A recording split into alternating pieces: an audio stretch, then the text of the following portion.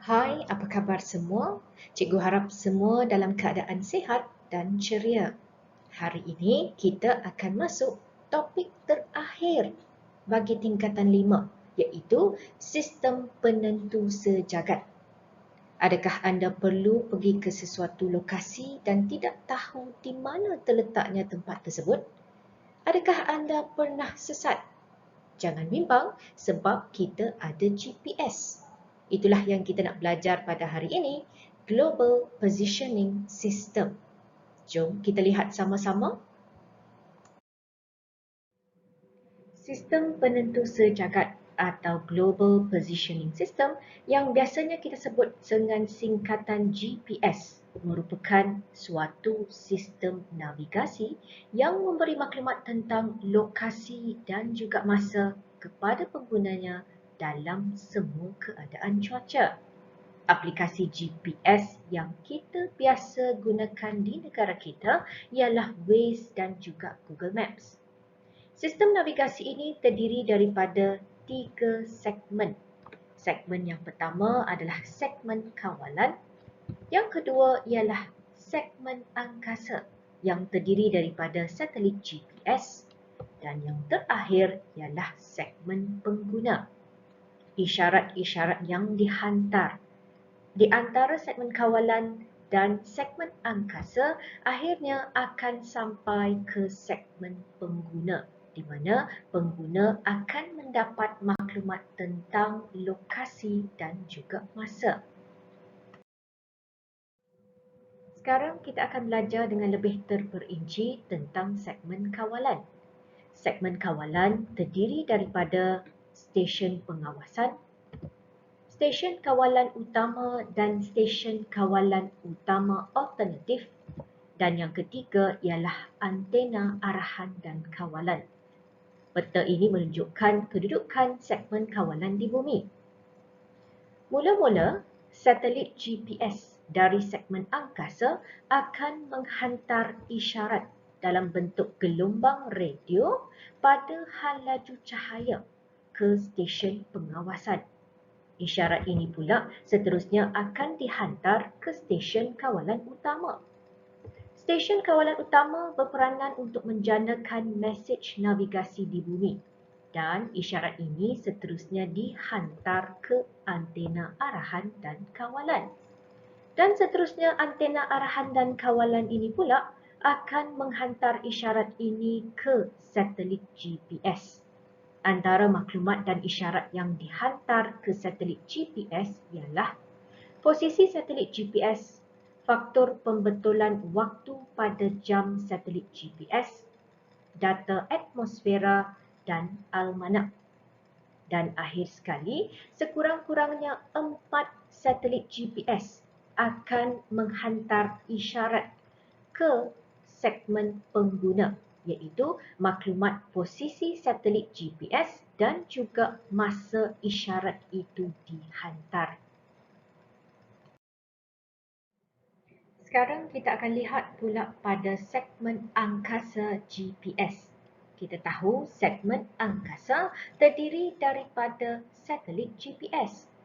Bukan satu, bukan dua, sebaliknya sekurang-kurangnya terdapat 24 satelit GPS. Satelit GPS mengorbit bumi pada ketinggian orbit 20,000 kilometer, di mana orbit GPS ini merupakan sejenis orbit sederhana bumi. Orbit satelit GPS lazimnya dikenali sebagai orbit separuh segerak bumi. Sebelum ini, kita sudah pun belajar tentang orbit segerak bumi, di mana satelit yang bergerak dalam orbit segerak bumi mengambil masa lebih kurang 24 jam untuk mengorbit bumi. Orbit satelit GPS yang merupakan orbit separuh segerak bumi pula akan mempunyai tempoh orbit lebih kurang 12 jam. Dalam GPS, sekurang-kurangnya terdapat 4 buah satelit GPS yang dapat dilihat pada sudut 15 darjah atau lebih daripada paksi ufuk pada setiap masa dari semua lokasi di bumi. Antara maklumat yang dihantar dari satelit ke alat penerima GPS ialah posisi satelit GPS dan juga masa isyarat itu dihantar. Jadi jarak satelit GPS dan juga masa akan digunakan untuk menentukan kedudukan sesuatu tempat. Sekarang kita akan belajar pula tentang segmen pengguna. Siapa yang mewakili segmen pengguna? Pengguna GPS merupakan sesiapa sahaja yang menggunakan alat penerima GPS seperti telefon pintar. Jadi seandainya anda ingin mencari lokasi sesuatu tempat dengan menggunakan aplikasi Waze contohnya, maka anda merupakan pengguna GPS. Lokasi bagi suatu tempat dapat ditulis dalam dua jenis format penulisan. Yang pertama ialah darjah desimal, singkatannya ialah DD, dan yang kedua ialah dalam format darjah, minit dan saat, iaitu singkatannya ialah DMS.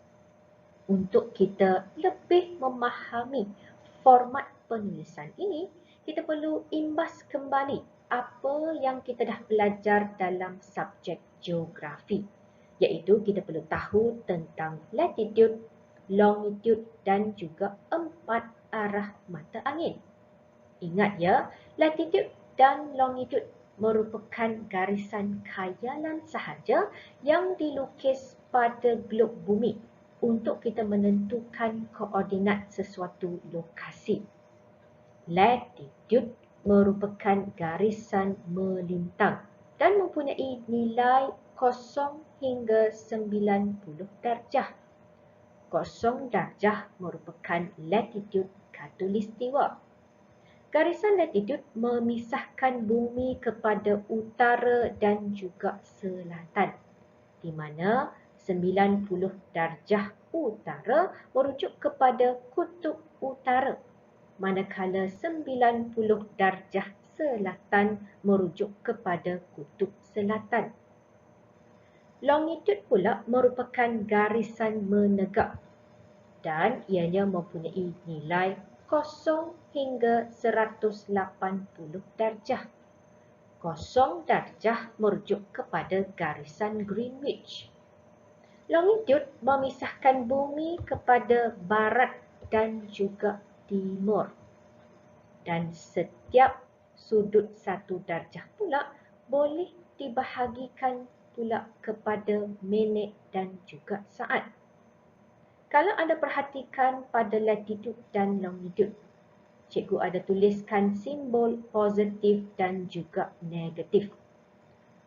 Arah utara dan juga timur mempunyai nilai positif, manakala arah barat dan selatan ialah negatif. Katakan sekarang kita nak mencari lokasi London dengan menggunakan alat GPS. Jadi inilah penulisan darjah, minit dan saat untuk menunjukkan lokasi London, di mana kita akan tuliskan dulu latitude dan diikuti dengan longitude. Ianya mempunyai darjah, minit dan saat.